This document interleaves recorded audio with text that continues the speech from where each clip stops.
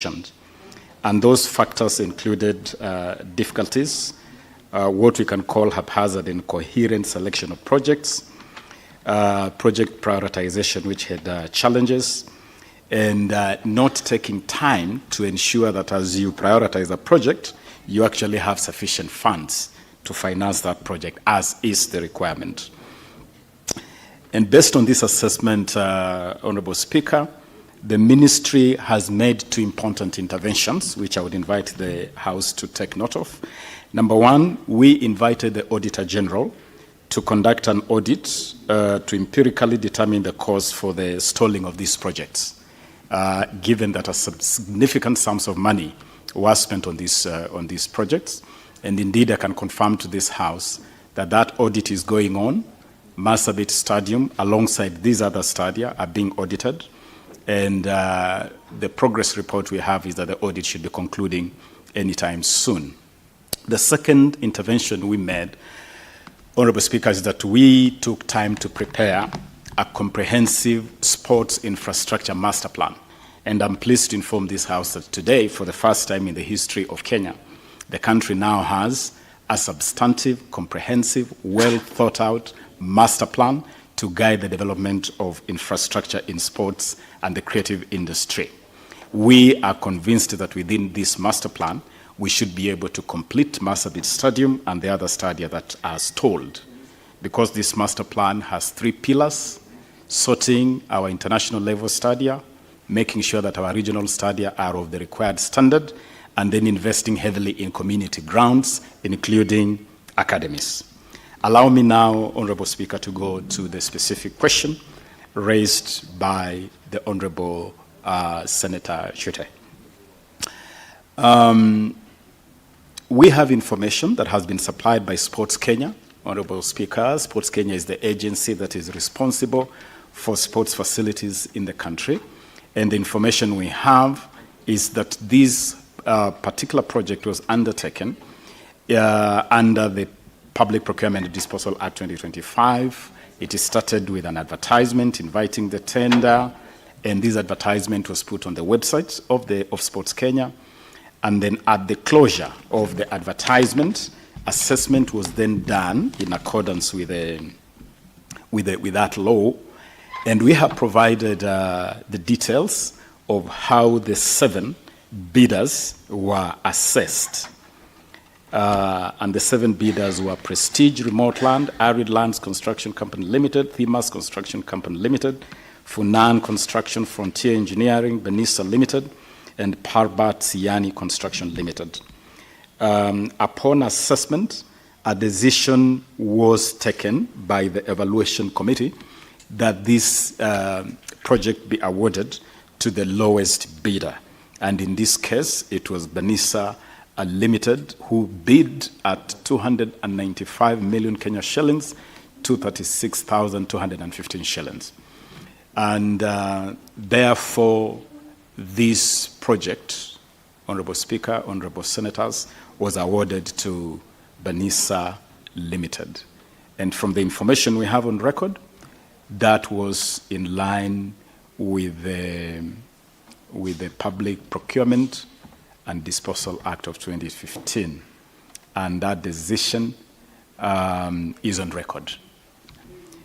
With regard to the second question as to whether there was partnership between the county government of Marsabit and the national government, the answer is yes, that the county government did have a share of the whole project, and the investment was principally around the VIP pavilion, what is called in the project details as the Western Stand in the project details. The national government took responsibility for constructing the Southern Stand, the athletics track, a football pitch, the ticketing booths, the underground water tank, a septic tank, driveways and walkways at that figure of 295,236,215 Kenya shillings.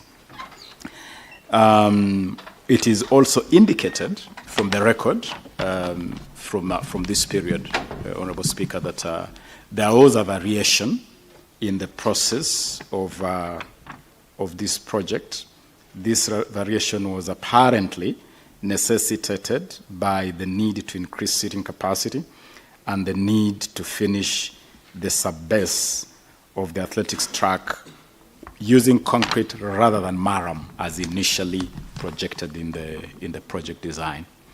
And the result was that a variation then raised the project cost by 71 million Kenya shillings, 767,000, occasioning the total budget cost to jump to 367 million Kenya shillings. And this, from the project records, was characterized as phase one of this project. This is the phase that the national government then handled as in partnership with the county government. Phase two of this project has not commenced yet, and the reason, of course, was that this project then stalled in 2019, and it remained in limbo from 2019 to 2022, when our administration came into office, and we quickly looked at this project alongside the other project that I have mentioned, including Karatu in Kiambu, Wote in Makueni, Kamarin in Elgeyo Marakwet, Kipchoge Keino in Uasin Gishu. And we determined that it was important in public interest to subject these projects to a special audit, and also to complete these projects in the context of a master plan. And so the status today is that the project remains frozen until the audit is concluded, and it will be completed in the context of the master plan. The total projected project cost was 951 million Kenya shillings, 825, 128, to complete the whole project as designed. Responding to question D, in terms of an update, the status of construction and expected date of completion, I can report to this Honorable House that Sports Kenya, through the contractor Banisa, undertook phase one of this project. And as I've already put on record, it included the southern stand, the track of athletics, synthetic turf, pitchways, driveways, pitchworks, walkway parking with marram finish, ticketing booths, powerhouse, underground water tank, septic tank, and VIP entrance. It is reported from the project record that there was failure with the borehole that had been sunk to supply water for watering the pitch. And apparently a decision was then made by the board of Sports Kenya that the grass pitch, or what was initially planned as the grass pitch, should subsequently be changed to an artificial football turf. And as I've already indicated, Honorable Speaker, this project has been subjected by the ministry itself to a special audit, and that special audit, as well as the sports infrastructure master plan that the ministry has developed, will guide completion of this project. Indeed, I have attached in my submissions, the file that I have attached, I've submitted to the House. Honorable Speaker, the very last attachment is a letter from myself dated January 11th, 2023, and a referenced request for a special audit of infrastructure projects and programs at the Ministry of Youth Affairs, Sports and the Arts. And I wrote that letter to the Auditor General. Indeed, I handed this letter to the Auditor General myself in person.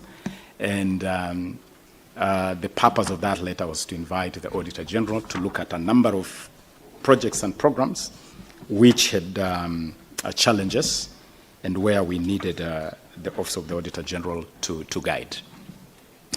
There is also a response from the Office of the Auditor General dated 27 February 2023, in which the Auditor General acknowledges receiving my request, and from that correspondence, the process of the special audit then commenced, and we expect that process to conclude. The ultimate goal really is to meet the needs and expectations of this community by providing them with a modern and fully functional stadium facility constructed within the tenets of value for money.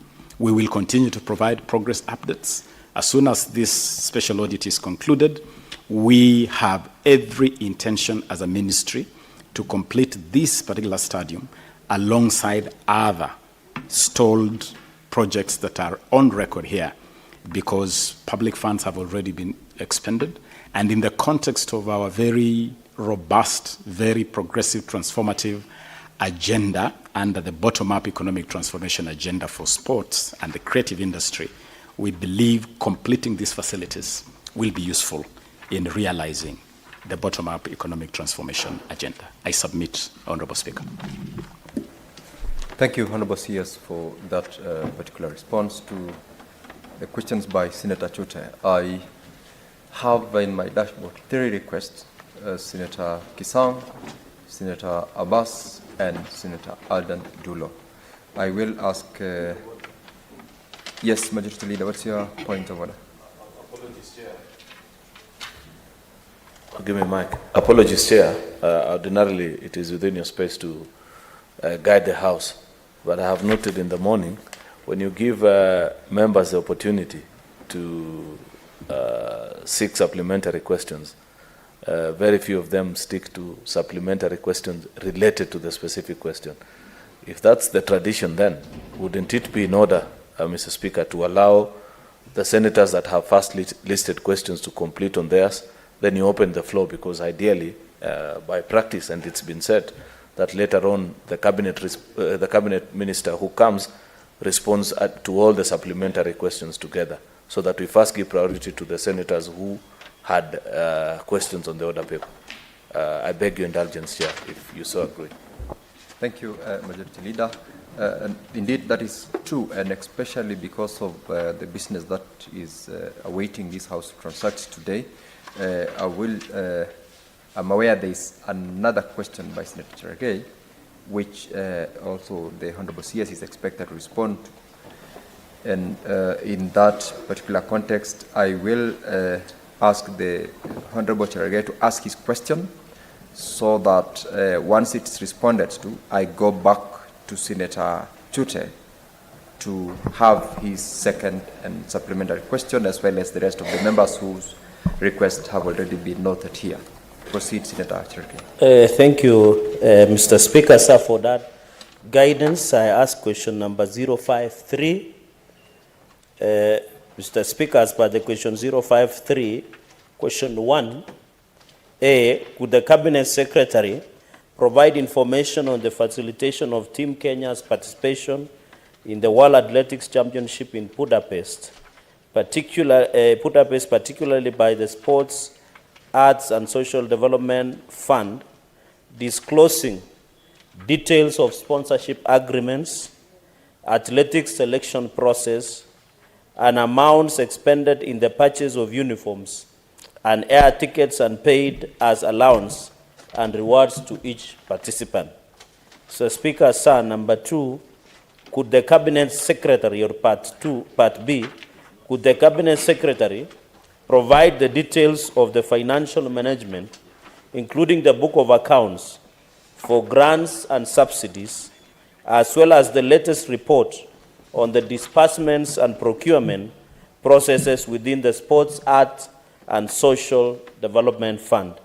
Mr. Speaker, sir, number C, how is the leadership structure of the fund established? And could the Cabinet Secretary explain the recruitment procedure of the Chief Executive Officer or the CEO?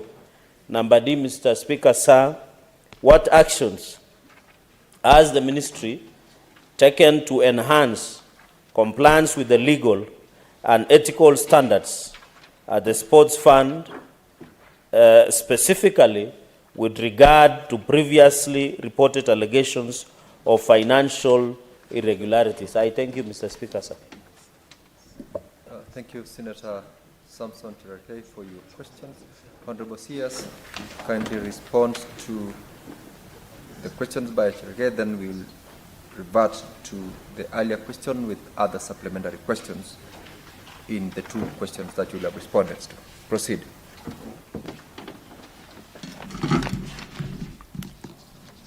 I thank you, Honorable Speaker, Honorable Senators.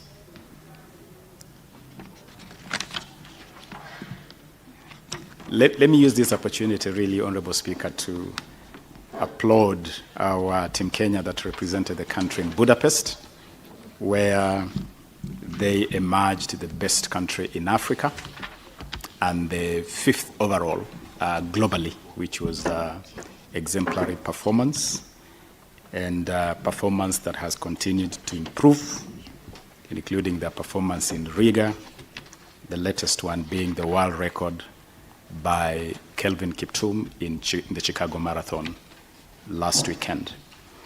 With regard to the Budapest assignment, let me break down the Honorable Senator's questions in chewable little bits and start with the selection of Team Kenya. Honorable Speaker, Team Kenya was selected. Team Kenya to the World Athletics Championship was selected through a public process, public selection, or what they normally call trials, conducted by the Athletics Kenya, the federation responsible for athletics in the country. And this was a public process conducted on July 7 and 8 this year. We were present for this process. I attended day one of the trials, and the Principal Secretary for the State Department of Sports, Engineer Peter Tum, attended day two of the trial. So we were quite involved and engaged in observing that process. I can also confirm to this Honorable House that all the requirements to do with EDAC, the Anti-Doping Agency of Kenya, the Athletics Integrity Unit, AIU, all those requirements with regard to anti-doping were observed. There was a selection panel that presided over this exercise, and that panel consisted of officials mostly from Athletics Kenya, who from that list, Mr. Paul Mutui as the chairman, Mr. Mutui is a senior vice president of Athletics Kenya, Mr. Barnaba Korir, who is the youth development, the officer responsible for youth development in Athletics Kenya. Patrick Sang is a fine decorated coach in the athletics fraternity. John Kimeto, Milka Chemos, Milka herself is an athletics legend in her own right. Kenneth Tanui, Charlotte Kurgoy, Stephen Mwaniki, and Fred Owundo. Those were the team that presided over the selection of this team. I have also provided details, Honorable Speaker, on the requirements for selection, and it's quite a long list. In the interest of time, I'm conscious of your direction, Honorable Speaker, but we have provided details there, including the particular elements or the particular requirements that this selection team applied in picking the team. The criteria is detailed in segment 2 of my response, and pretty much it is normally a process that normally does not require the opening of any servers, Honorable Speaker, in the sense that it is open, it's on the track. The first two to cross the finish line are normally automatically selected. So it is very clear. It's very obvious. There is also normally a process where you can qualify through posting impressive time, through races that are keenly observed by Athletics Kenya as the body responsible. So that is the whole process, Honorable Speaker. In brief, I'm truncating my presentation to save on time, but that in brief is the process that led to our Team Kenya, that then we prepared to go to Budapest.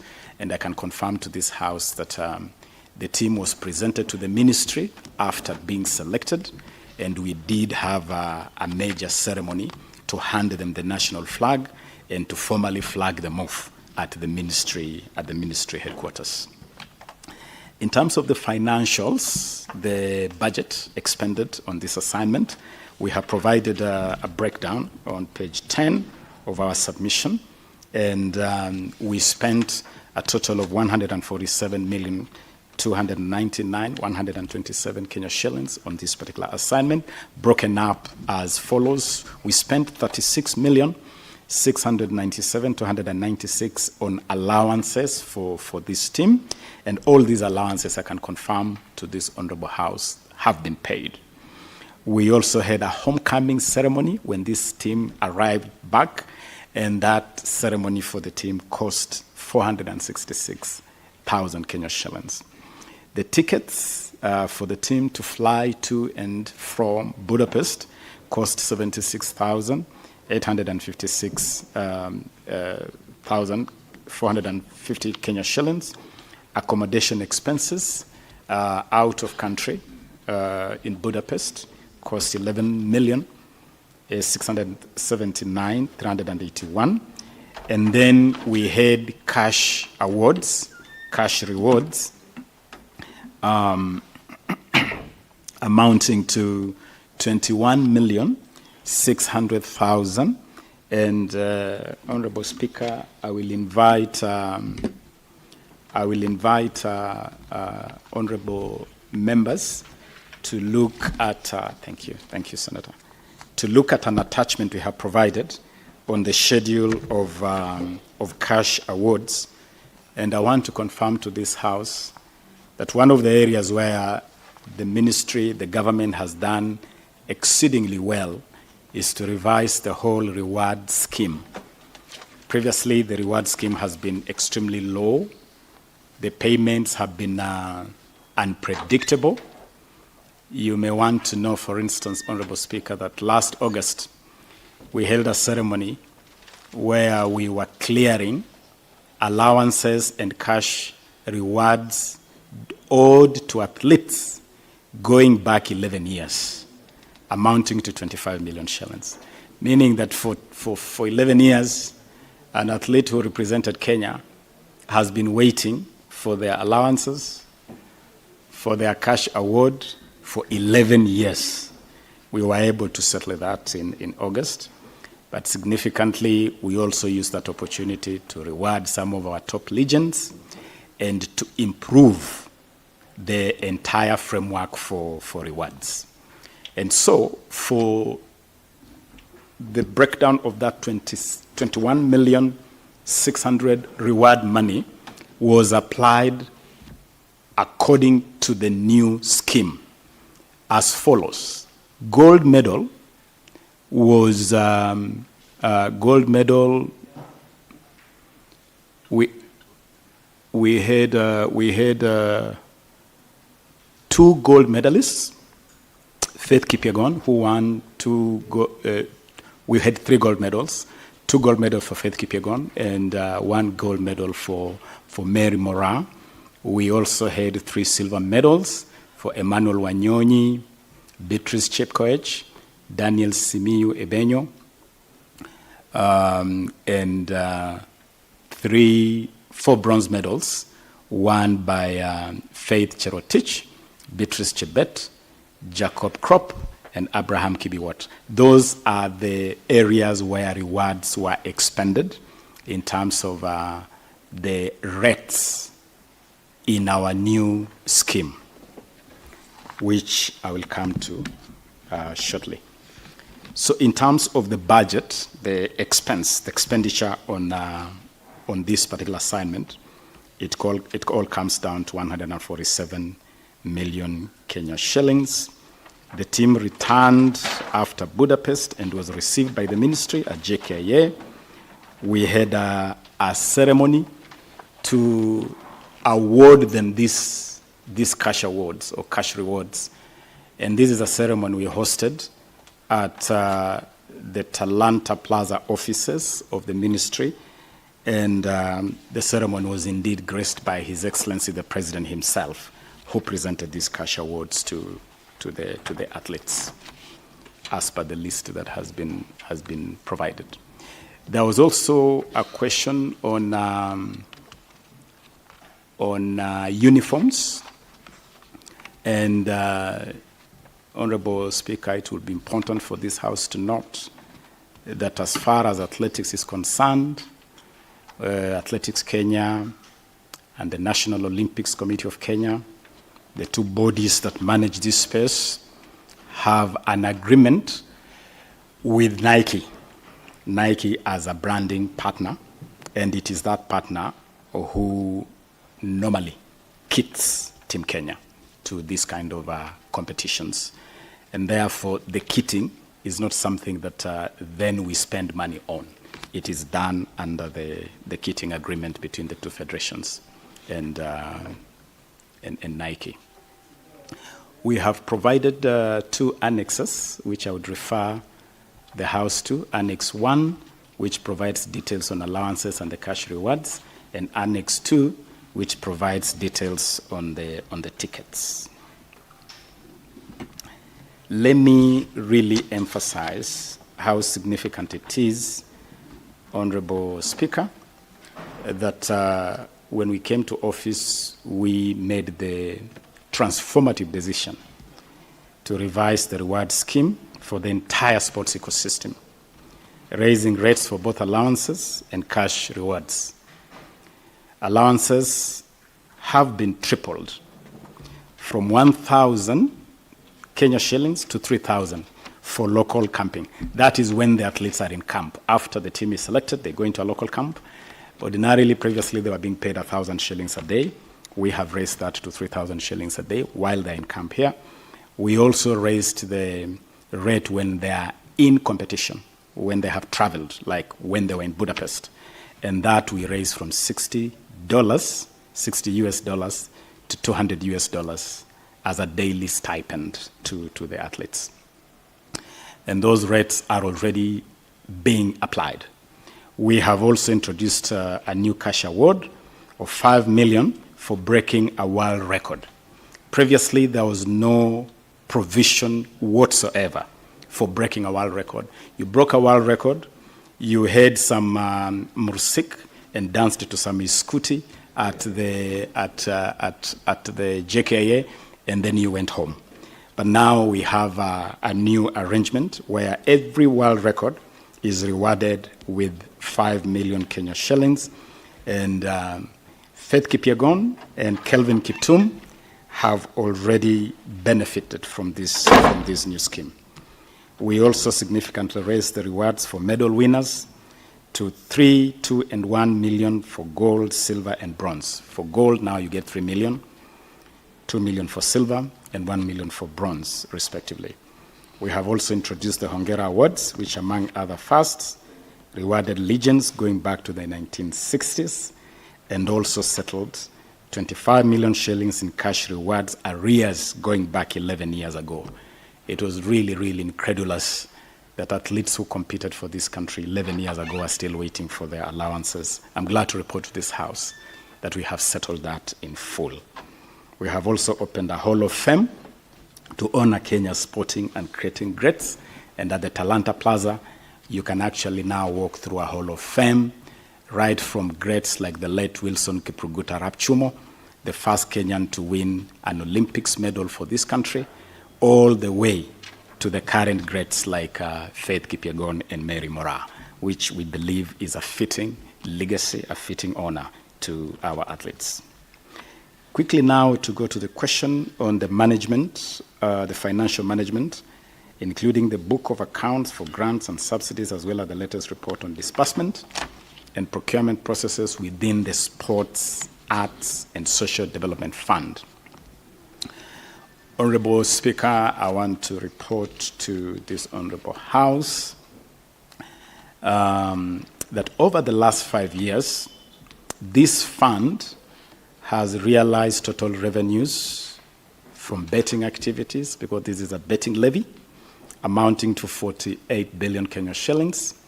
And the fund has, in that period of 5 years, disbursed 41 billion 793 million 444 631 in that 5-year period.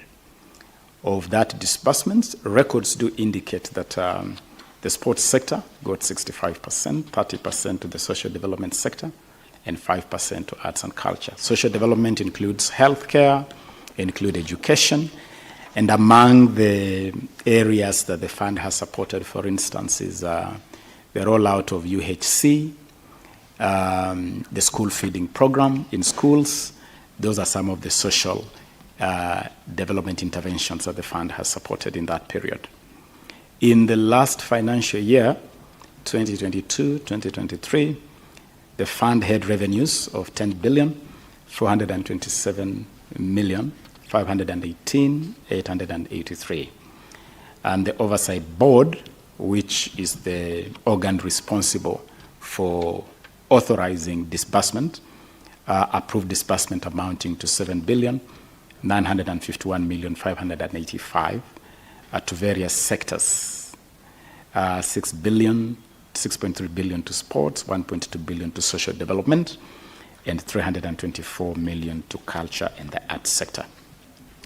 We have annexed to this submission the audited financial statement for the financial year 2021-2022, which is marked as Annex 3, summary of revenue and disbursements to various sectors from the year 2018-2019 to the financial year 2022-2023. All those are provided as annexes to these submissions.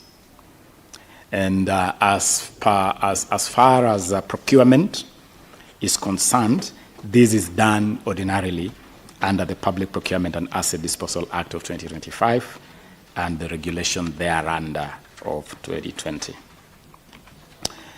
Let me now move on to the leadership of the fund. Honorable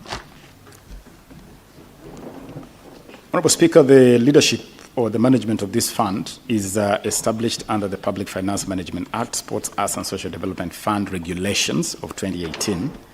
And you have the highest decision-making organ of the fund is the Oversight Board.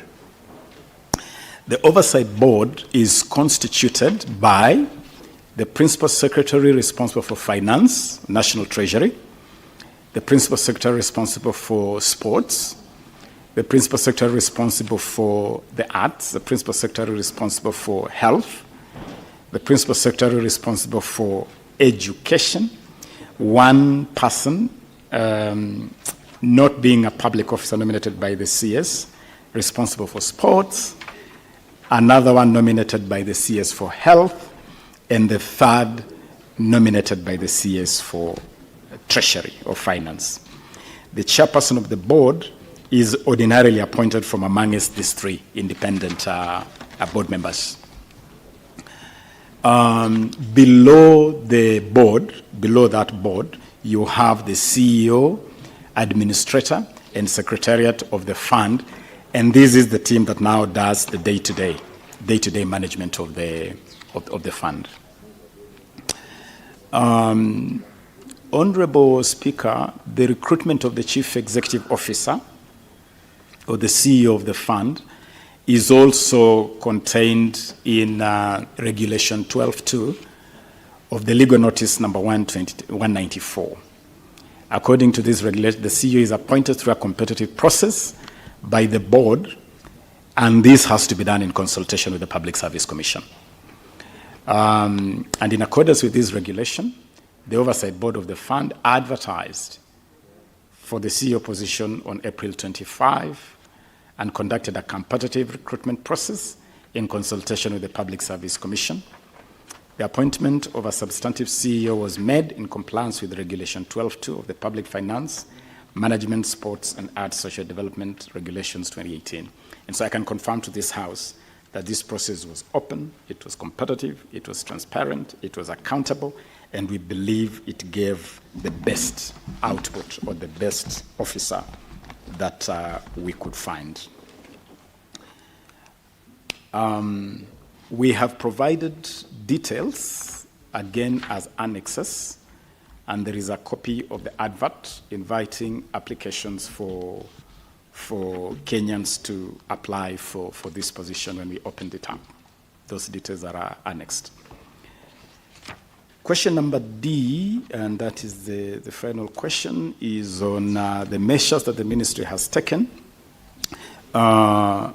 to enhance compliance with the legal and ethical standards of the fund, specifically with regard to previously reported allegations of financial irregularities.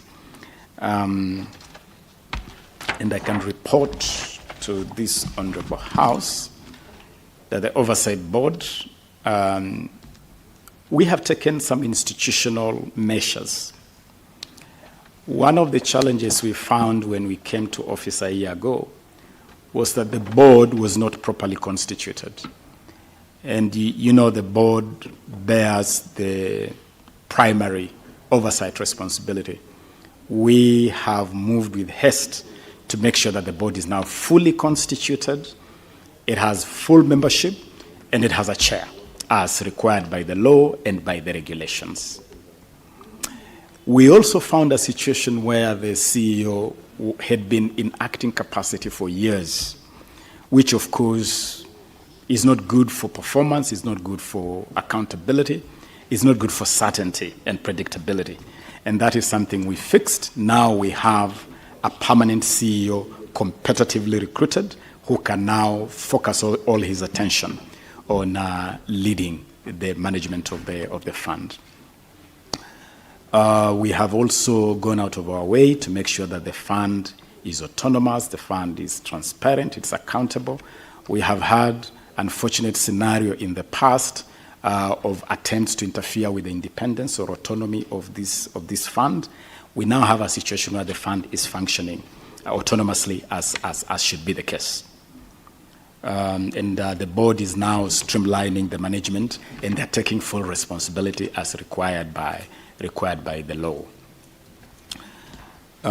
We have provided annexes, Annex 3 and Annex 4. Annex 3 is a summary of revenues and disbursements to the various sectors which I have mentioned, and Annex 4 is the advertisement for the position of the Chief Executive Officer. Let me just conclude by saying that the fund is ordinarily subjected to continuous internal audits and annual external audits by the Office of the Auditor General. These audits look at financial records, operations of the fund. They identify discrepancies, irregularities, and provide a recommendation for intervention. I want to assure this House that the Ministry will continue to ensure that audit queries that arise are subjected to oversight and action, and as the Cabinet Secretary, I will continue to take responsibility to ensure that the fund abides by the law and the regulations as expected of me. I submit, Honourable Speaker. Thank you, Cabinet Secretary. Senators, we're going to take supplementary questions, and I would ask that you keep your questions very brief. And Cabinet Secretary, also, when you're responding to these questions, if you could also keep it brief and precise. Senator Kisang. Thank you, Honourable Speaker. Honourable Speaker, my supplementary question is to the CS regarding Kamareny Stadium and Kipchoge Stadium. In his response earlier, he said that there is a special audit that is going on. I wanted to know how long will this special audit take?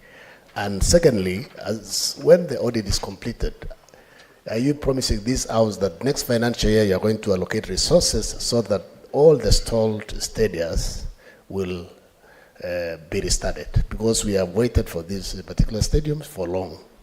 You know, it's been there, it's close to 10 years now, on and off. And it looks like nothing much is coming out. Yes, you can respond. I can confirm to the Honourable Senator that we are in constant touch with the Office of the Auditor General. We have information, latest being this morning, that this audit is right at the tail end. We expect that this audit should be concluded in no more than a month. We will be liaising. Of course, I must also admit to the House that the Office of the Auditor General is an independent constitutional office which cannot be directed, including on timelines, but we have impressed upon them. Even if you look at my letter, which I have attached, we did request for expedition to conclude it in good time. We hope it will be done in good time. And as soon as it's concluded, we will be swinging into action immediately. I can also confirm to the Honourable Senator that we have every plan, every intention to complete all the stalled stadia. Indeed, when you look at the sports infrastructure master plan that I have referenced or have referred to, it sets 3 targets. Target number 1 is to return Kenya to international competitiveness by rejigging and improving our international facilities. Number 2 is to have quality regional stadia, starting with the stalled ones. And number 3, to invest in community grounds that will also host community academies. That is my guarantee, Honourable Speaker. Thank you, CS. Abbas Sheikh Mohammed, Senator. Thank you, Honourable Speaker.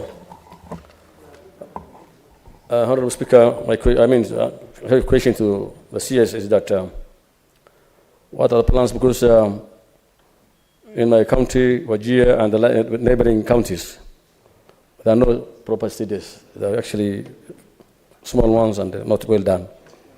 As you're aware, there are many youth who are unemployed, and the sports actually is one of the things that nurtures the talents of the people, the youth. And of late, the many people, youth have been back to taking drugs. They are now recruited in funny places like Al-Shabaab and these things. And the best way to keep these youths is actually in the sports. So I'm asking the minister what plan he has for those areas. 2, I'm seeing most of the times the stadiums are actually neglected. Senator Abbas. No. Senator Abbas. Senator Abbas, you only allowed 1 supplementary question. Well, it's just so I will ask the same questions, not 2, but the same things, similar things. Not really, yeah? Let me finish, yeah? I'm saying the stadiums are actually not well managed in most places, and they're neglected. So the stadiums coming under the counties, or it comes to the office, and I think the most appropriate thing will be to engage some of these youth to take over the management of the stadiums. Finally, I want to thank you and your ministry for recruiting the CEO, Brother No. No, I know, it's not known to me. He's a well-qualified and a young man, well-schooled and qualified, and meets actually the position he takes, that he's actually qualified for that. And I want to tell my brother Sergei that No is actually a stakeholder, and he owns shares in the company. Thank you. CS, please. Thank you, Honourable Speaker, Honourable Senator Abbas. I want to agree that definitely in the distribution of sporting facilities, the northeastern region of this country has not received its due consideration. And that is why, Honourable Speaker, we have made the transformative decision to now develop infrastructure in the context of a master plan, so that we don't do it at individual whim, where a person decides this one will go to this corner. We have done a master plan that provides empirical logic why we would put a facility in Marsabit, why we would put one in Garissa or Mandera. And in the context of that master plan, the long wait by the northeastern region for sporting facilities will definitely come to an end. And I want to assure you that through the Talanta Hela program, for instance, we have seen sporting activities in Wajir, in Mandera, in Garissa, greatly limited by the limitations around facilities. So it is something we have already experienced, and I want to assure Senator Abbas that this will receive due, indeed it is receiving due consideration. With regard to the necessity to engage young people, I do agree with the Honorable Senator that left unengaged or left on their own, there's always the risk of drugs, the risk of radicalization, and many other challenges. And that is why we are being very deliberate, very intentional, very structured in growing talents from the best. The reason behind our revolutionary Talanta Hela initiative and all the counties of Kenya, including Mandera, Garissa, Wajir, and that whole belt of the northern region is fully incorporated in the Talanta Hela program. Every part of this country has to get the opportunity to be part of development in sports. And of course, we are also happy that the competitive, very transparent, very accountable process gave this country a fine Kenyan young man from that region who we believe is up to the task of delivering in this position. I thank you, Honorable Chair. Thank you, CS. Senator Fatuma Dulo. Chair, Mr. Speaker, thank you very much, and CS, welcome to the Senate. First, let me say congratulations to one competitor who was against me in the last race of Senate in the name of Noor Mohammed, that I'm happy the government has given him an opportunity to serve in the fund. Number two, Mr. Speaker, I wanted to ask CS, of course, Senator Abbas has asked about the counties. 2013, the government of Kenya has promised to build stadia in most of the counties. And if I may speak for Isiolo County, we have a very small stadium that is being constructed by the county government.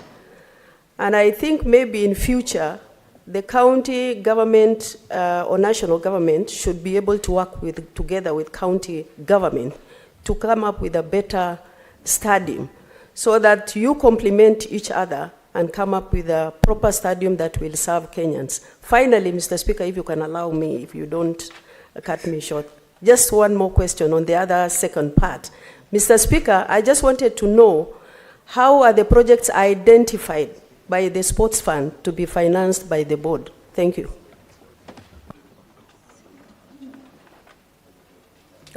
CS. Thank you, Honorable Speaker, and through you, thank you, Senator Fatma. I want to confirm and to admit that the promise of 2013 on sporting facilities was not fulfilled. That is a fact that we cannot run away from. But also to confirm to this Honorable House that we now have a new administration, new leadership, new sheriff in town with a new style of doing things. And our style is called Bottom-Up Economic Transformation Agenda, which is very, very focused on transforming the fortunes of this land, every corner of this land, every blade of grass, every grain of sand, bottom up, meaning that all the corners of this country are guaranteed investment in all sectors, including this sector of sports. And to agree with Senator Fatma that indeed it will be good, and I want to urge the leadership of counties to work with the national government in developing sporting facilities. This ensures standardization. I can confirm to this House that we have been out there to look at some of the stalled facilities that were initiated by the county. Let me give the example of Bomet.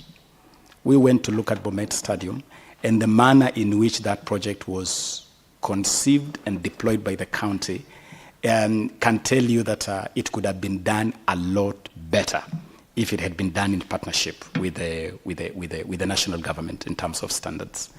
And I can confirm here also that we have taken the initiative to approach a number of counties. For instance, we have agreed formally with the county government of Kakamega on completion of Buhungu Stadium, and we have agreed on a certain way of doing it in a manner that meets CAF and FIFA standards. We have also done the same with the stadium in Olkalau. We are doing the same with now in Bomet. We are making an intervention in Bomet. We are making an intervention in areas where we believe definitely county governments working with national governments will deliver better. And so even in Isiolo, we should be able to do better in terms of what is going on with the stadium in Isiolo. I thank you, Honorable Speaker. Senator.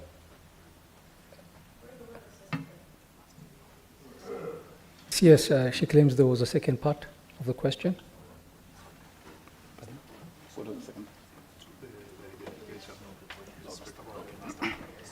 Yes, that is a significant part of the question. The logic, the procedure, the how we identify projects. And I did mention at the beginning of my answer that we came into office and found all these stalled facilities all over the place. Water in Makueni, Kamarin in Elgeyo Marakwet, Marsabit, and all over the place. And one of the things we noted right away was that there was no logic in the selection of some of these projects. And that's where we now have a master plan. The Sports Infrastructure Master Plan provides logic for each of these projects. I'll give an example. There was a plan to do an international stadium in Kamarin in Elgeyo Marakwet County. Upon consultations and empirical logic, we realized no one will ever go to compete in Kamarin because of the high altitude. It is a training place, not a competing place. And so we have decided to do an elite training center, an elite high altitude training center instead of an international stadium. So we now have a frame that is logically conceived, which we believe will be able to fix this challenge and make sure that every corner of Kenya is reached in a logical manner and not left to the whims of individuals. I submit. Senator Margaret Kamar. Thank you, Mr. Speaker, for the opportunity. I want to thank the Minister for re-energizing the sector, and we believe he will be able to do well if he implements what he has presented before us today. As I seek a clarification on one statement he made, I also want to congratulate Kevin Kiptum, the new marathon world record breaker. And the Minister already awarded him the 5 million, and we thank him for that, to re-energize the whole sector. This is actually a member from my own village where I was born. But I wanted to get clarification, Mr. Speaker. When you pay a world record breaker the award of 5 million, does he still get the award of the gold? Because you can get gold without being a world record breaker. It was not clear to me whether when you break the record, you are given an additional award so that you are excited, so that our youth can move on to break records because they know there are two different awards. Is it still the same one? The same golden one of gold, or you are giving over and above that? Otherwise, Kiptum, I say congratulations. Thank you, Senator.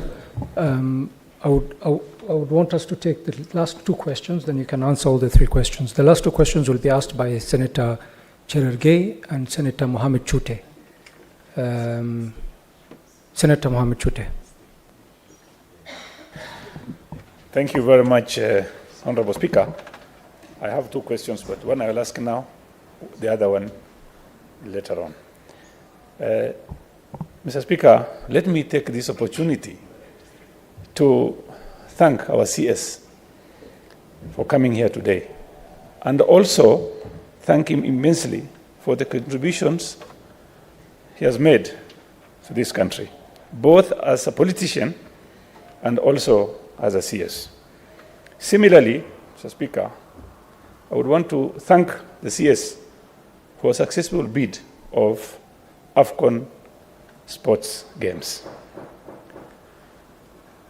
Mr. Speaker, Let me also take this opportunity to join my fellow senators, both Abbas and Ebo Senator Dulo from Isiolo, to congratulate His Excellency, our beloved President, Dr. Samuel Ruto, for appointing our Ebo CEO Sports Fund, a young Senate aspirant, and also who has worked for IBC for many years. And Mr. Speaker, you will find this gentleman in the office from 6 a.m. to 11 p.m. Senator Chute, I Let was me- expecting you to ask for a supplementary Yeah, question. my question will be very short, Mr. Speaker.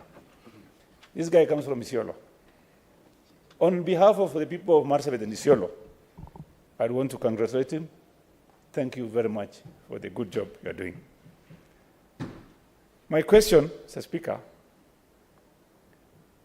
is about Marsabit Stadium. The CS has elaborately said, and he said it very well. He knows about Marsabit very well. But I wanted to know from the CS, if he has gone to Marsabit, to look at the collapsing structures. If he has not done so, can he tell us when is he going to visit Marsabit Stadium for a good report, and also to come and tell the country what has happened in that stadium. Thank you very much for now, Mr. Speaker. Thank you, Senator. Senator Cheroge. Thank you, Mr. Speaker. Mine is very brief because I have one and I will ask later. Mr. Speaker, there is an annexure that has been provided on the air ticket that was paid to Budapest. This is in economy and it is 850,650 shillings. To the CS, is it wise to take people like Faith, like Ebenyo, Simiu, Daniel, using economy class, while yourself and the PS use business class? I thought they should be using business class and use economy class because they are going to work, they are not going to relax.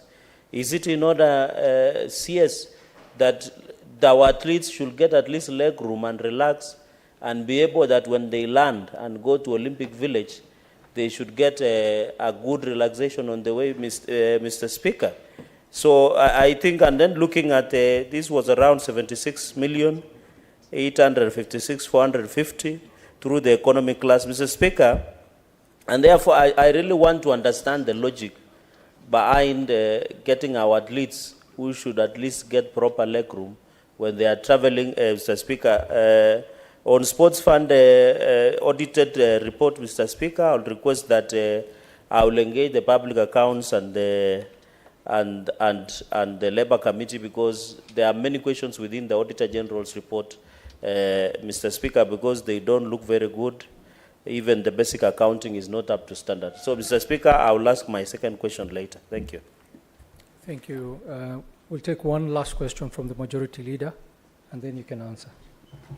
Thank you, Mr. Speaker, for this chance. I'll be very brief because I know time is far much spent. Congratulate the CS for the work that he's doing, for the good things that have been noted by colleagues, and the challenges that have been expedited. Of course, additionally, I've realized that many people have congratulated Noor Mohammed on his appointment to serve as CEO of Sports Fund. Mr. Speaker, Mr. Noor Mohammed was in charge of the IBC team that oversaw my by-election back in 2015. So I'm happy for him as well. If he conducted that by-election for me successfully, I'm sure he can do a good job at the fund, and I wish him well as well, Mr. Speaker. CS, you and I go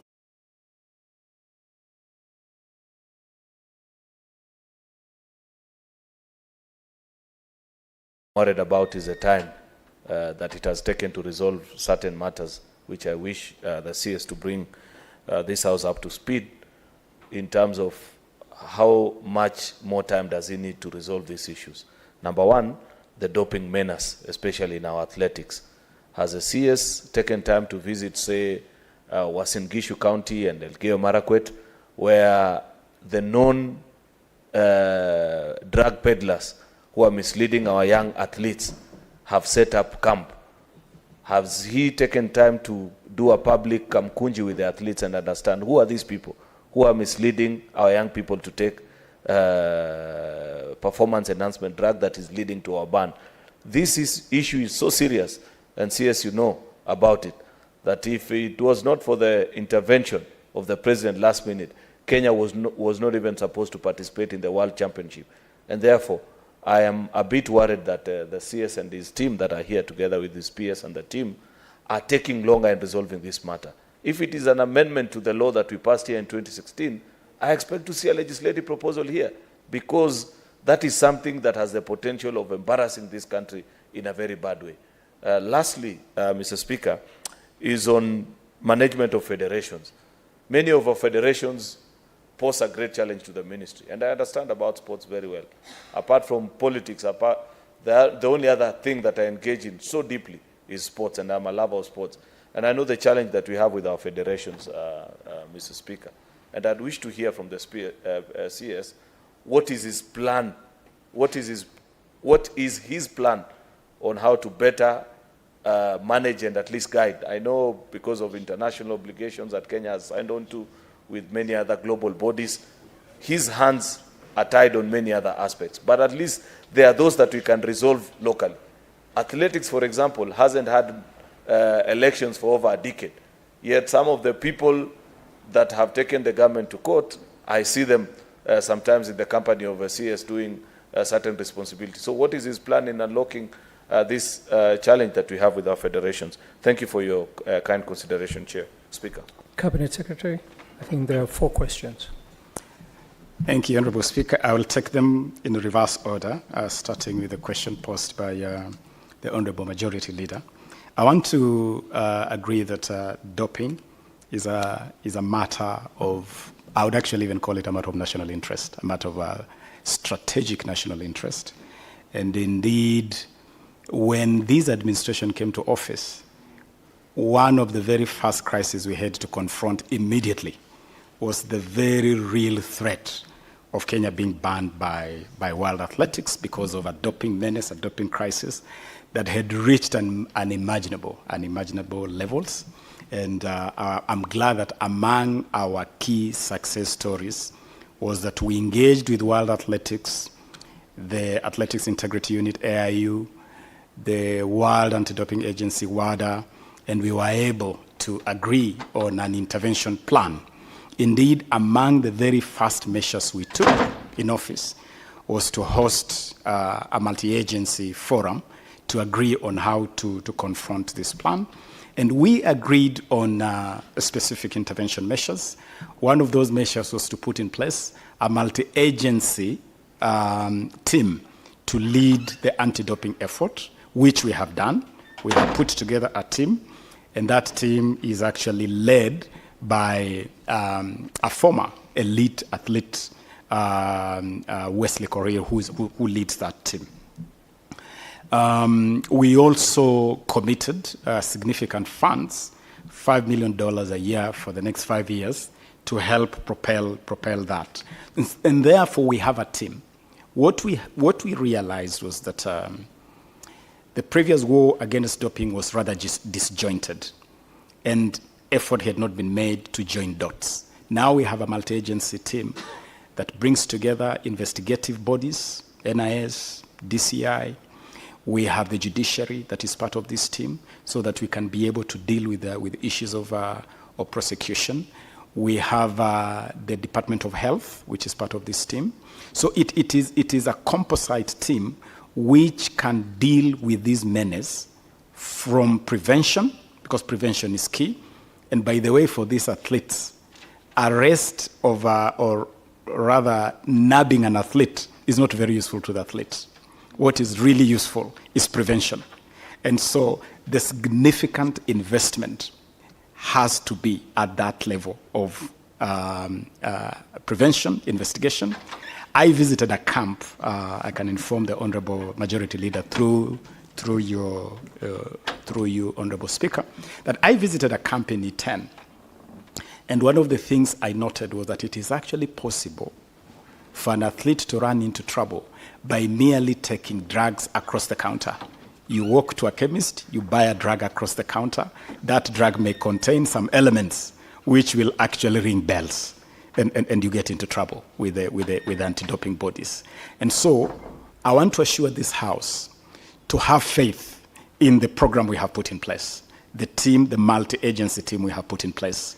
It may have taken a bit of time, but remember the magnitude of the crisis we inherited.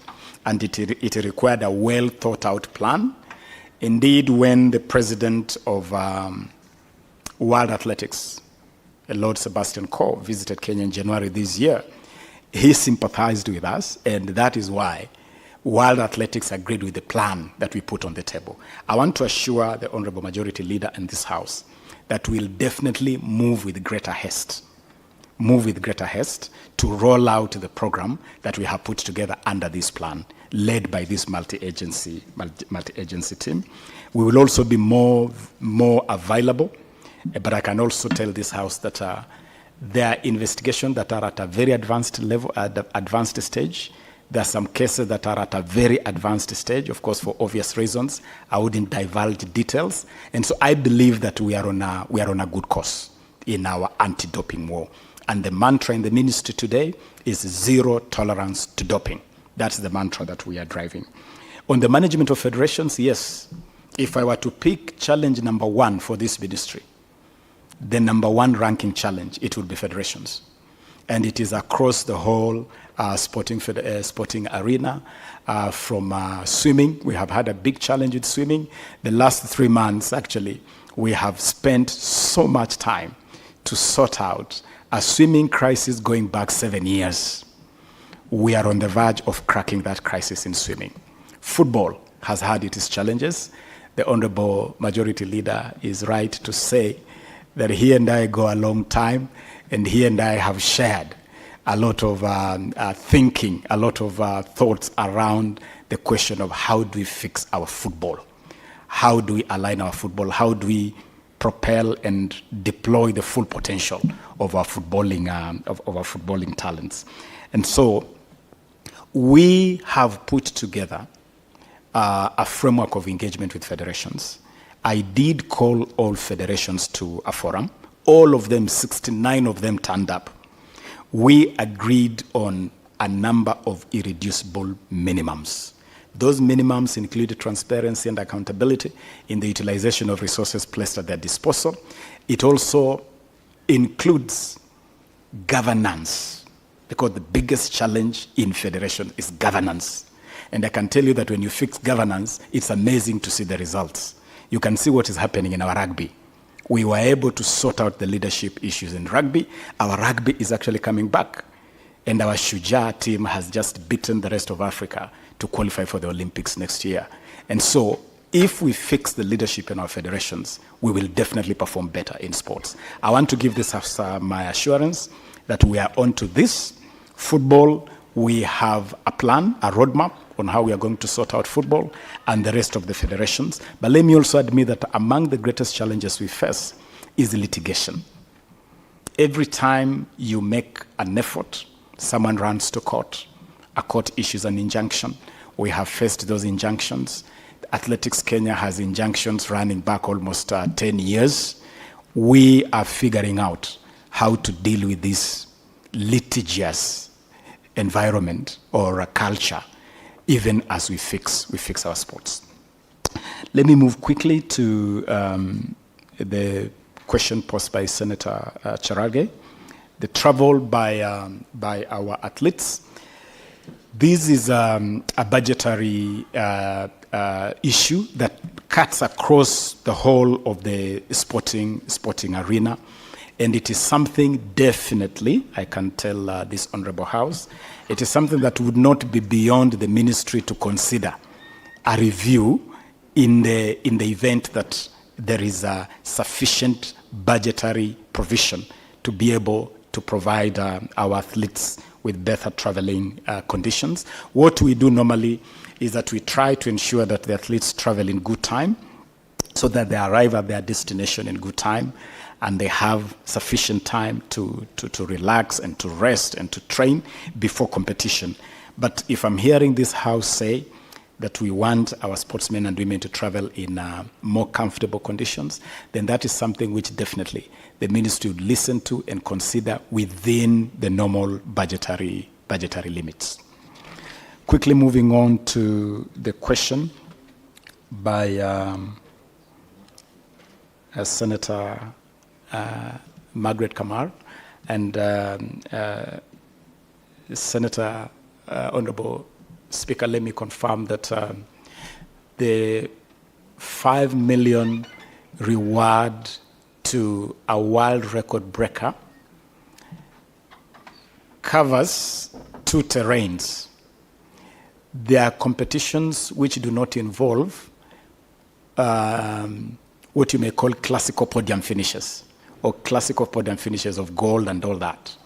And the example are the city marathons, like the Chicago Marathon. And so you break a world record, we will give you your 5 million. Now, let's take the example of the Olympics, which is a sport that, or is an arena that also takes pride in the podium finish. So you win gold and you also break the world record. Then what? The 5 million is then treated as an enhanced reward. It's treated as an enhanced reward. So it covers both. But should you win multiple medals, and I'll give the example of Faith Kipyegon, who won 2 gold medals in Budapest, then you are rewarded per gold medal. The reward that we have for every gold medal. And for instance, our reward for gold medal at that level is 3 million shillings. So Faith was rewarded with 6 million shillings, 3 million for each of the gold medal. That is how it has been structured. But again, this is a policy, it's a new policy that the ministry has put in place, and it would definitely be subject to input of the Senate. Would be willing to listen to how to make this scheme even better than what it is today. I think I'll now move on to the question by Senator Shule. And Senator, I want to appreciate through you, Honorable Speaker, for the kind words from Senator Shule. And just to tell this Honorable House that indeed, we inherited a total mess in this sporting arena, a total mess. We came to office, we found Kenya suspended by FIFA, we found a crisis with doping, crisis in swimming, crisis in handball. It was crisis. Everywhere you looked, you saw crisis.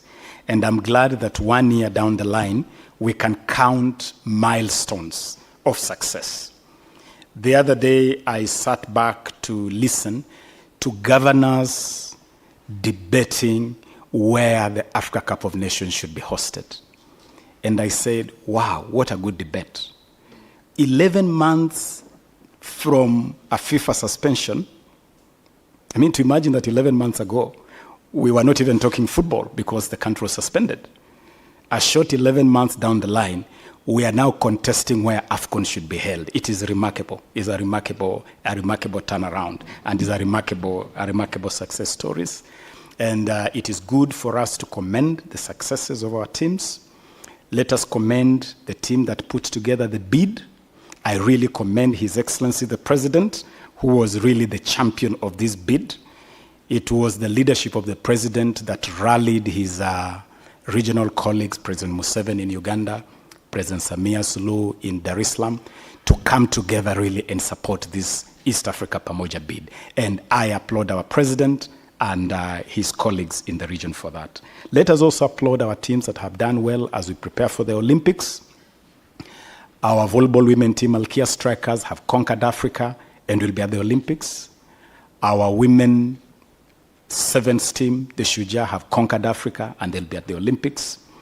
Our team in Riga, Latvia, conquered the world and emerged top in the world. Our Budapest team conquered the world and led Africa in Budapest.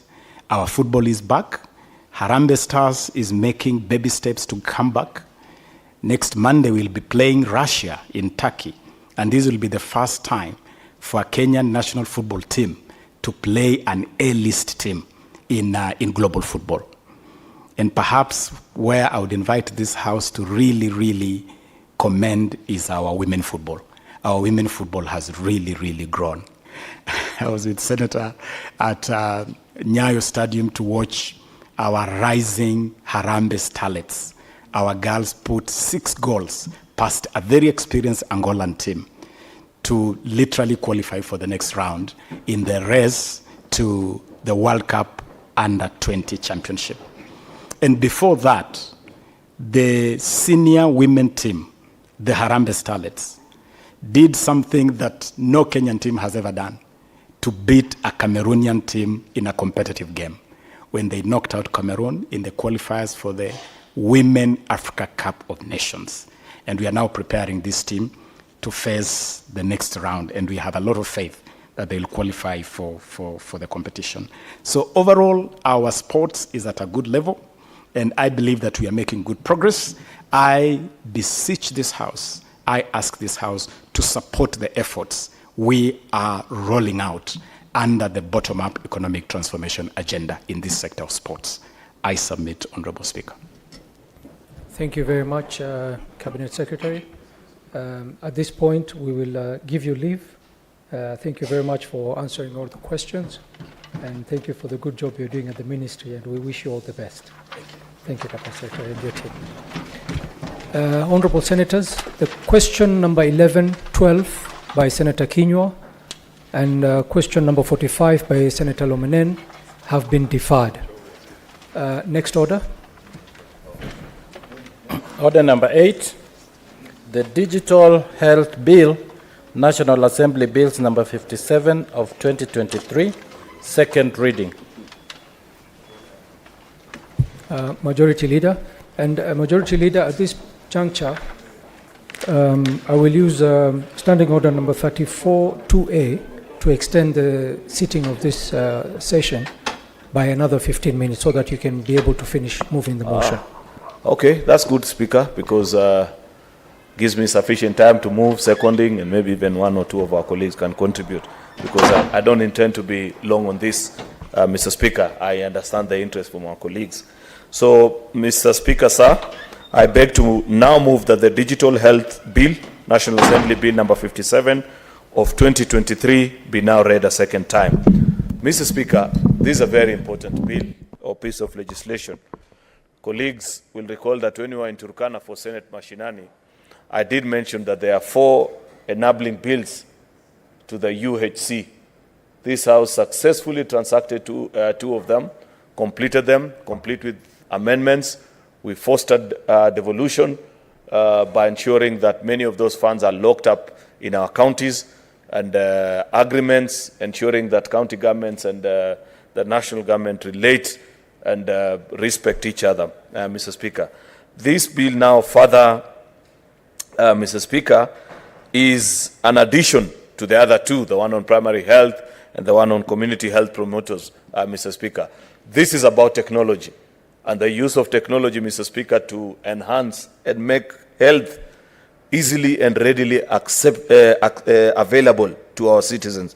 You do know, Mr. Speaker, for a fact that many of the rural communities that we represent, if your mother, if the caretaker, the caregiver, loses an exercise book, in my village they used to use the 32-page exercise book, and in fact it will be divided into 2. If a mother, for whatever reason, loses that particular book, the health records of that particular child disappear. And the next time she goes to clinic, first she has to do first 5 minutes of being given a tongue lashing by the community nurse. Then they begin to build up the records. Mr. Speaker, unfortunately, that story hasn't changed. Even as we become adults, as we speak well here in Nairobi, to many of the people that we represent in this House, the issue of their health records is something that they continue to struggle with. Mr. Speaker, many communities are not able, Mr. Speaker, to keep the health records of the citizens. Yet we know that we are living in the data age. This is the information age, Mr. Speaker. This is a time upon which, Mr. Speaker, when you provide data readily available, then it is a source of wealth, Mr. Speaker. I know that this bill, Mr. Speaker, is extremely crucial and important, and I want to ask colleagues to take time and support this particular bill, Mr. Speaker, because of the length of time that it has taken to prepare it, Mr. Speaker, and the proposals that are therein, ensuring that our citizens are able to have their records kept in one interoperable system, that your records in as far as Turkana, Senator Lomonen, your citizens, if they come to Nairobi and visit a health center that will be on this national health integrated digital health information system, they will be able to access their Turkana records while here in Nairobi. Something that is done in many of the private hospitals, but unfortunately, Mr. Speaker, is not readily available to our citizens. So we are trying to make legislation, Mr. Speaker, to enable the ordinary villagers, the people that we represent in this House, Mr. Speaker, to come onto the civilized 21st century and the practices that are therein. It's not anything new. If you know about, for example, M-TIBA, it's a program that's run by Safaricom and I think a few private entities. They do the same thing, Mr. Speaker. Yet, it is to the exclusion of ordinary citizens, Mr. Speaker. And therefore, this bill has got very good, elaborate propositions on how a comprehensive, integrated digital health information system, Mr. Speaker, can be rolled out and include a complete medical history, past diagnosis, medications that you've been given, the treatment plans, Mr. Speaker. Mr. Speaker, even these issues about litigation that you continue to see about misdiagnosis or patients that have been treated wrongly, Mr. Speaker, this will become things of the past, or at least health authorities will be able to refer back to your file and establish whether you have been handled properly or you are not given the proper medication, what is the history. You know, Mr. Speaker, this is something good. This is what we need for our country. This is what many citizens are yearning and dying for, Mr. Speaker. With this kind of readily available information, Mr. Speaker, imagine even the cost of medical research will be brought down, and there are big farmers that will be able to make useful the information that is provided herein and guide them even in terms of their research so that they are able to see why is it that people from a particular village in Kericho always face are susceptible to a particular kind of strain of disease, Mr. Speaker, and they can be able to release the proper medication. Here in Kemsa, for example, they shall not, county governments will not just be buying drugs with the hope that, oh, this or that is needed. Information will drive a fit-for-purpose system, Mr. Speaker, that ensures, Mr. Speaker, that the information that is set out or sent to ordinary citizens, Mr. Speaker, is important. And therefore, Mr. Speaker, I want to celebrate and say that Kenya has made tremendous progress in efforts to progress in digital technology. We are the trendsetters in technology, Mr. Speaker. You know that in the space of finances, the rest of Africa, including the globe, they come here to learn of our practices. This is another area, Mr. Speaker, that we want to lead the world into appreciating and knowing. Yet, Mr. Speaker, when comparatively with other countries that are of our standing, Mr. Speaker, I was listening to the BBC yesterday, Mr. Speaker, while driving to work, and I heard on the program, Mr. Speaker, how people have made use of technology and systems such as this to even ensure that all the kids in the country get immunization at the right date and at the right time, Mr. Speaker. And that with the use of technology, they are able even to remind mothers, because ordinary mothers in the village sometimes, Mr. Speaker, are not able, Mr. Speaker, either because they have so many other things that they are dealing with and they don't remember the day of vaccination for the child, or even, Mr. Speaker, that technology makes it possible for community help programs, Mr. Speaker, to be able to send bus fare, you know, either a bus ticket or whatever means, Mr. Speaker, to mothers that have kids who on a particular day are supposed to be taken, mothers that come from disadvantaged backgrounds, Mr. Speaker, and they know that when we analyze a particular lady, she may not be able to take her child for vaccination, and they send them a bus ticket or something like that. Therefore, Mr. Speaker, the point I'm making is that the world has made advances in medical technology, and this is the step that you are trying to make, and I want to urge colleagues to support this particular bill. Has good provisions on how to set up this institution, the qualifications of the CEO, people who will run, all those issues and fears that people have on safety of the data that is captured, all captured in the bill, Mr. Speaker, because even part of the board that will oversee the operations of this body that we are creating to oversee the digital health platform, Mr. Speaker, includes officials, the data commissioner in person, or a representative in writing, Mr. Speaker, to ensure that your information is not just abused. And if there will be use of it, Mr. Speaker, it is for the betterment of the people of Kenya, to ensure that you have this information readily available. Therefore, Mr. Speaker, it's pretty much a straightforward bill, which I want to ask colleagues to support, Mr. Speaker, so that we may be able to advance and grow the country into the next level. There are various clauses in the bill, about 60 of them, but many of them cover that particular space about what I've spoken about. With those very many remarks, Mr. Speaker, I beg to move and request the Senator for Kakamega, Dr. Boni Halwale, to second. Thank you, Mr. Speaker.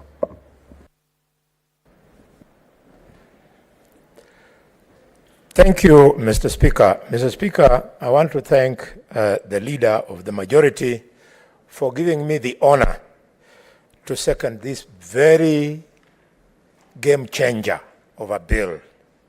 Mr. Speaker, I couldn't be a better choice. I am one of the few members in this Senate and in the National Assembly who is an expert in the matter which is at the heart of this bill.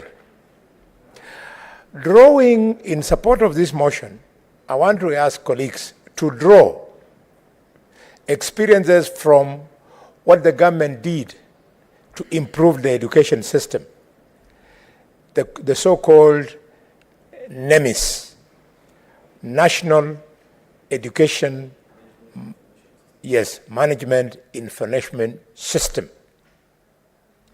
It has revolutionized the management of national exams and monitoring of children as they move towards national exams.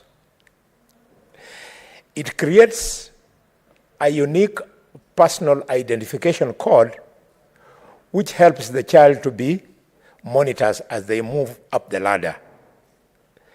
In this case, it's more critical because, Mr. Speaker, this bill will speak to life-saving measures.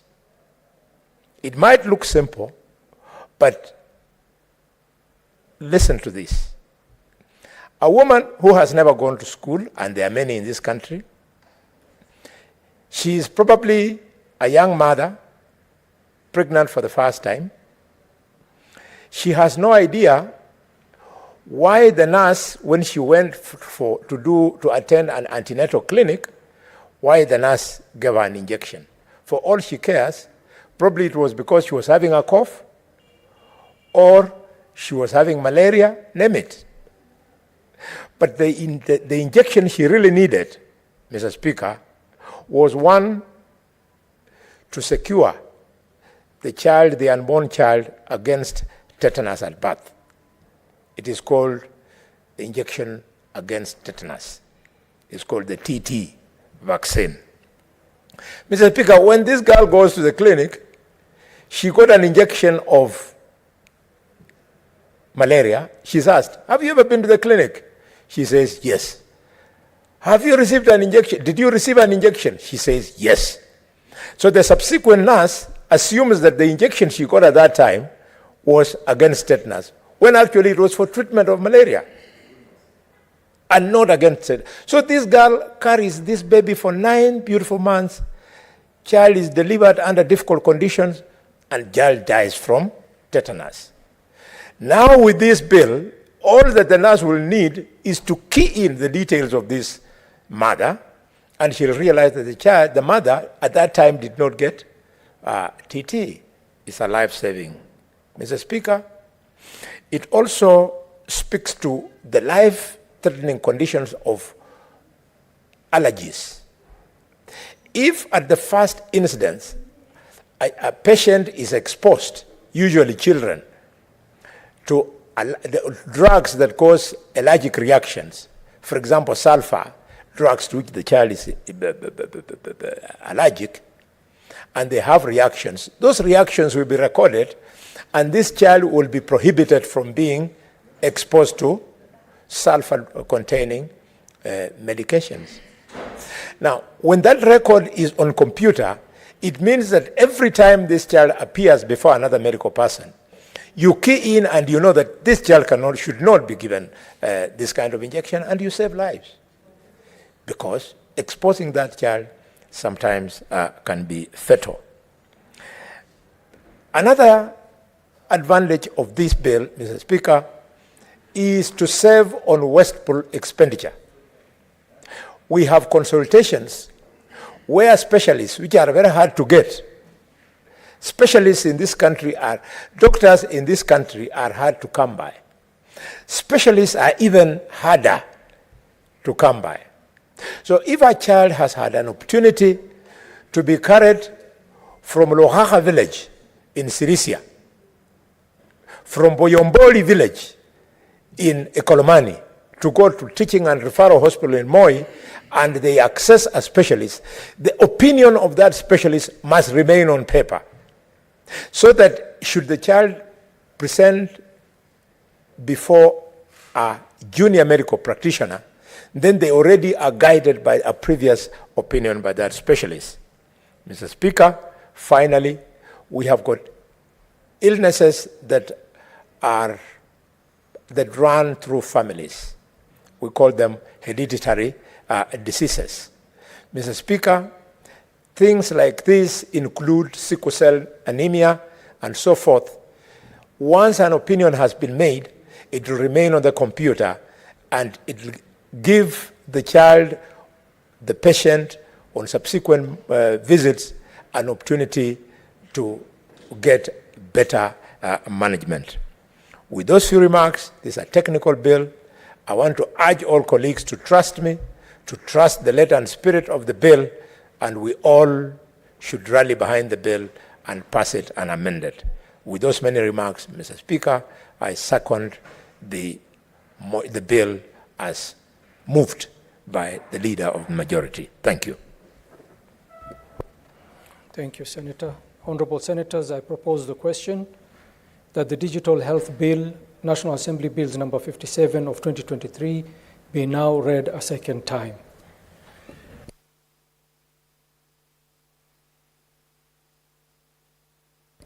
I think senators can make contribution.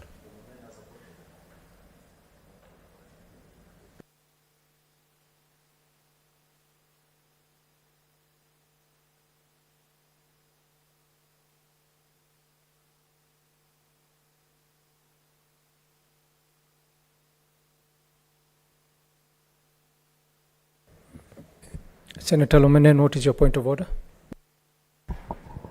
Mr. Speaker, given the importance of this bill, I seek guidance from you so that we limit the contribution time of the members. 5 minutes will be okay, Mr. Speaker.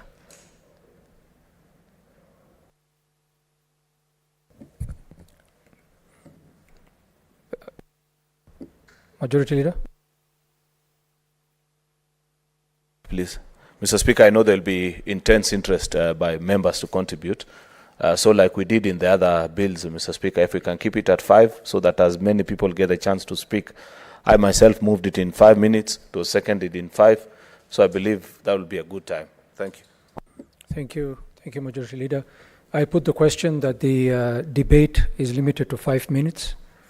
I propose the question that the debate is limited to 5 minutes. I put the question that the debate is limited to 5 minutes. As many as of that opinion say aye. As many of the contrary opinion say nay. The ayes have it. Senator Mandango.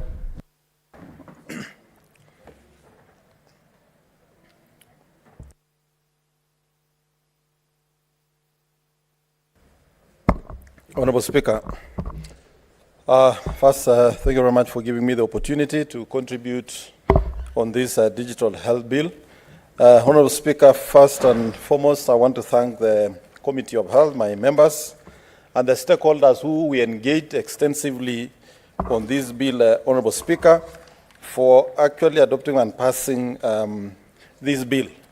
Honorable Speaker, this nation is preparing to roll out UHC. UHC has been a program that has been in the desk of this country for the last almost 20 years, Honorable Speaker, but we've not succeeded as a nation. I attribute past failure to lack of consultation, engaging stakeholders, and bringing on board all the stakeholders, and also bringing in enabling legislation that will then enable the government to roll out UHC, Honorable Speaker. Honorable Speaker, the Digital Health Bill is a very important bill for the rollout of universal health care. Knowing very well that as a nation, that we don't have sufficient senior staff in terms of consultants at the highest level of medical level, Honorable Speaker, there is need to share these very limited resources. This Digital Health Bill, therefore, will provide a framework of sharing medical information between patients, consultants, and doctors from all facilities all over the country. And Honorable Speaker, it is not just the Digital Health Bill that we are going to pass and the creation of the Digital Health Agency that will be established. There are other programs the national government, Kenya Kwanza administration are rolling out to facilitate this process, Honorable Speaker. Honorable Speaker, as you are aware, through the Ministry of ICT, the national government is rolling out the national fiber superhighway across the nation. These 100,000 kilometers. This, again, Honorable Speaker, is going to facilitate the creation, the establishment of systems that can be used for diagnosis at health facilities and instructions to consultants who will probably be seated anywhere in this country. And we all know very well that the majority of the consultants are sitting in most of the urban areas of this nation, like in Nairobi, in Eldoret, in Nakuru, in Kisumu. But we have counties, Honorable Speaker, that have very few consultants by virtue of the areas they're operating from, and there is need for those citizens in those counties to access this specialized service. This is how health is going to be revolutionized, using very little resources you have in terms of human resource and enabling all Kenyans to be able to access that. Honorable Speaker, the Digital Health Bill, concerns that have been raised on issues of protection of data. I would want to say this, that Honorable Speaker, this bill provides for access, but for the first time, Honorable Speaker, the access will have to be applied and authorized, and it will be under the custody of the data protection, Honorable Speaker. And therefore, the worry of Kenyans of health data being accessed will be addressed by that, Honorable Speaker. Honorable Speaker, also as a Senate, being protectors of devolution and promoters of devolution, Honorable Speaker, the Digital Health Agency as a provision for a member to be appointed from the Council of Governors to take care of the interests of counties in that board and ensure that there is seamless integration of services from both county government and national level. Honorable Speaker, knowing very well that referral hospitals are a function of national government and the other hospitals are functions of counties, but because of this digital provision, there is going to be a seamless interaction between the facilities at the county level and at the national level. And Honorable Speaker, probably this is what is going to also provide that very efficient referral platform for patients. And you now don't need to refer patients using an ambulance, transporting a critical patient all the way from West Pokot to Kenyatta National Hospital or MTRH, but you can quickly do a referral on the digital platform and get the results, and the patient can be attended at that sub-county facility in any part of this country. These are the benefits that is going to accrue to this nation once we adopt this bill, Honorable Speaker. Honorable Speaker, I know my time is up, but let me ask and urge all my colleagues that let's support and pass this bill so that we can roll out UAC, and for the first time, any citizen of Kenya can actually get consultant services on a digital platform across the nation. Honorable Speaker, I submit. Thank you, Senator. Senator Mohammed Chute.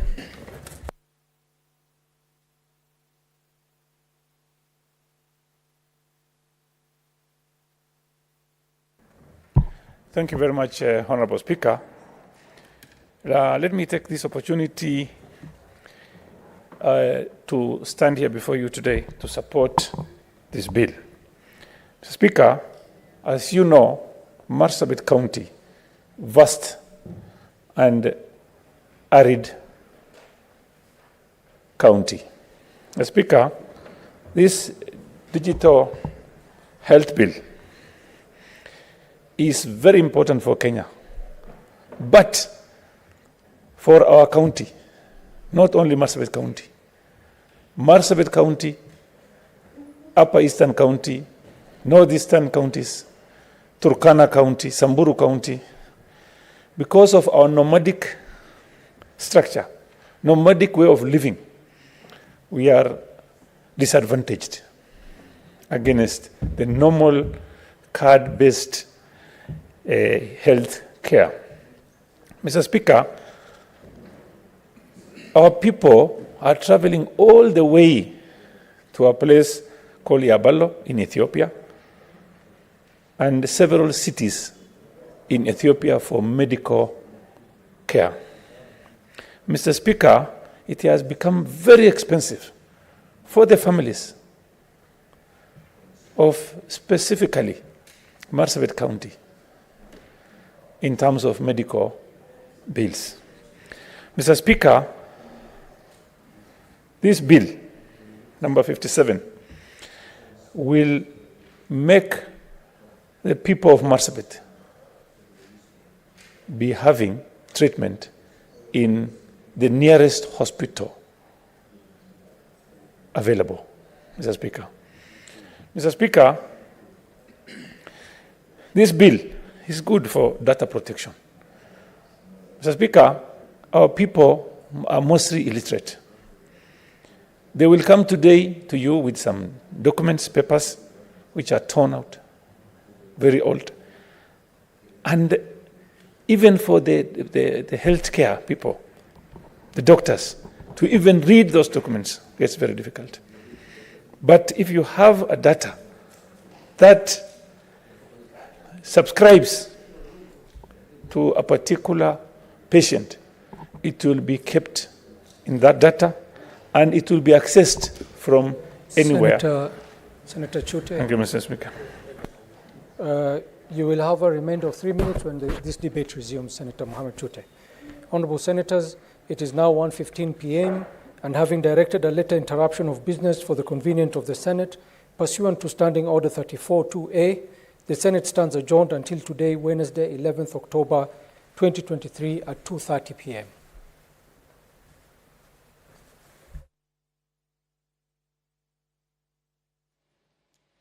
Naam, mtazamaji, kimekuwa kikao cha asubuhi cha bunge la Seneti na sasa tumefikia tamati. Tumekuwa na spika wa muda Seneta Wakili Sigei, na hapo mwanzoni mwa kikao Seneta Okenyuri alipewa nafasi ya kuwasilisha nyaraka mbili kutoka kwa kamati ya afya. Alifanya hivyo kwa niaba ya mwenyekiti wa kamati hiyo Seneta Mandago.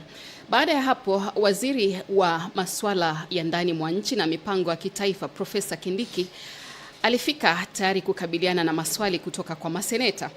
Profesa Kindiki alijibu maswali kadha wa kadha kutoka kwa Seneta Chute.